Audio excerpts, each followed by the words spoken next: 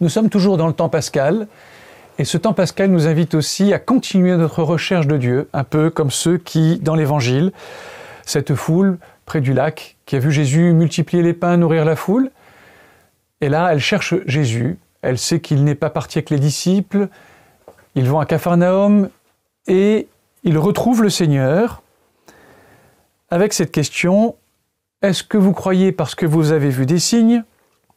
Ou est-ce que vous croyez parce que vous avez mangé quelque chose qui vous a nourri? Qu'est-ce qui nourrit notre recherche de Dieu? Est-ce que ce sont des miracles? Est-ce que c'est une réponse de Dieu, par exemple, à nos prières, quelque chose qui viendrait nous satisfaire? Jésus va même plus loin. Qu'est-ce que ça veut dire chercher Dieu?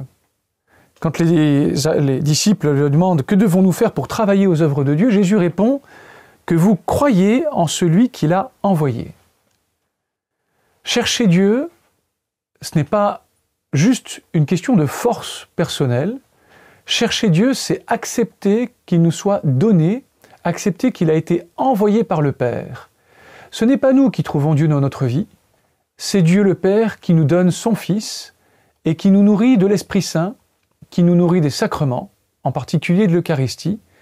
L'Eucharistie n'est pas simplement un droit, j'ai le droit de communier parce que c'est utile pour ma foi ou j'en sais rien, c'est un devoir de communier. C'est-à-dire que c'est un devoir d'aller là où Dieu se donne, parce que c'est là que le Père a envoyé le Christ pour nous donner celui qui est la vraie nourriture.